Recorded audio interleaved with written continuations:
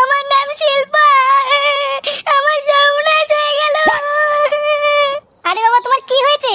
আর কে কি সর্বনাশ করেছে? আপনার ছেলে আমাকে ঠকিয়েছে। আমার ছেলে ঠকিয়েছে মানে?